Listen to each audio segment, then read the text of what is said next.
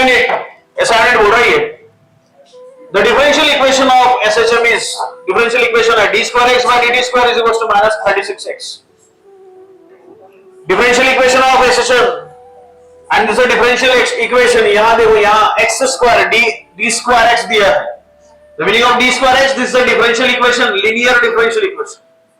और यहां d square theta हो जाता तो ये हो जाता angular SHM differential equation of angular acceleration and this is d square x by dt square is equal to minus 36x. Find its frequency and the period.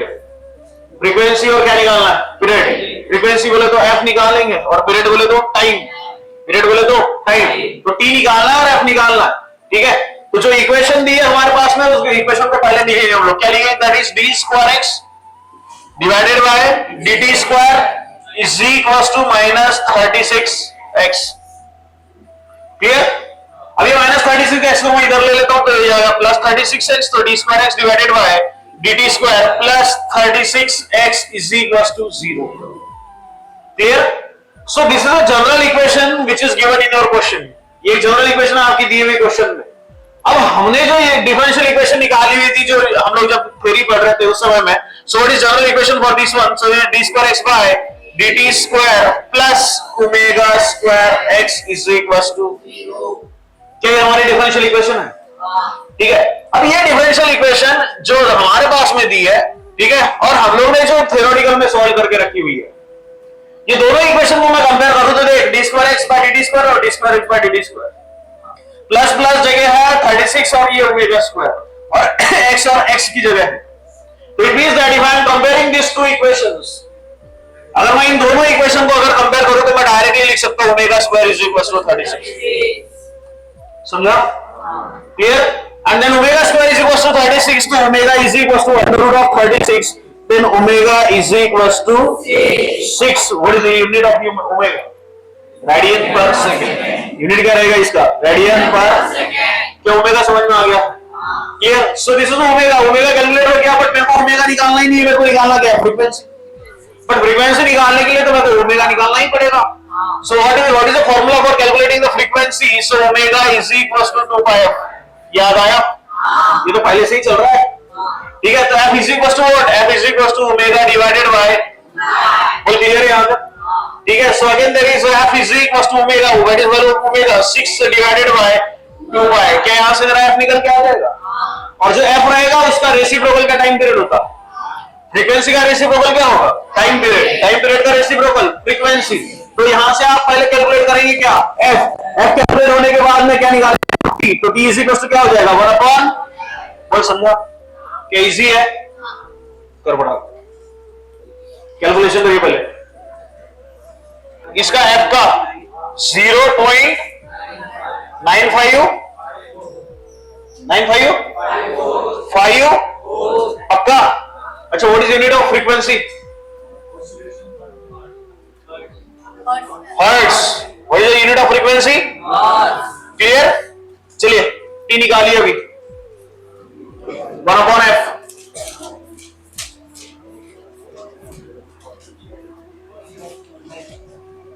ये तो ऐसे है ना, इसको रेसिप्रोकल में ले लो.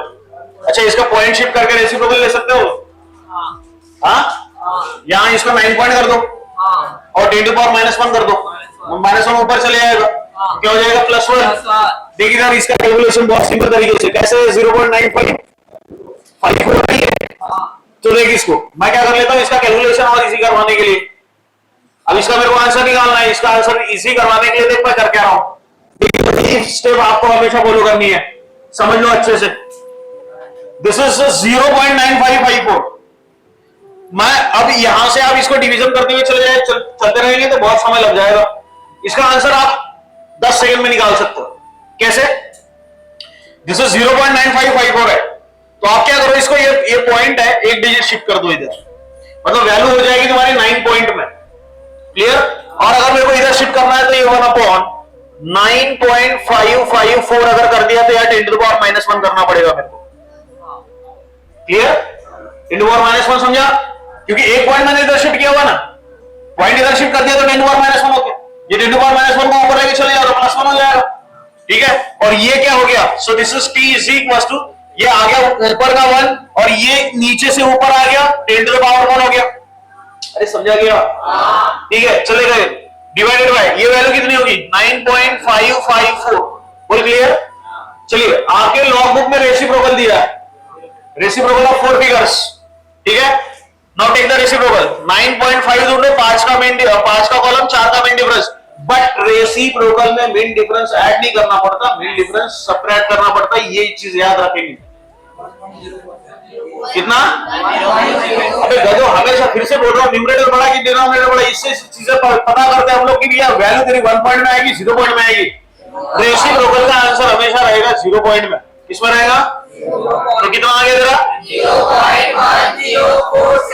10 और ये 10 बचा।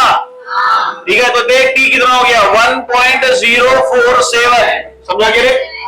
अरे समझा गया? क्या हो गया? गलत है क्या? अबे गधो 9.5 ढूंढो, 5 का कॉलम देखो और 4 का मेन डिफरेंस, उसमें सब 4 सबट्रैक्ट नहीं कर रहा, 4 का मेन डिफरेंस सबट्रैक्ट करना आप। अच्छा, मेन डिफरेंस 0 है तो फिर जैसे कि वैसे रहेगी वो।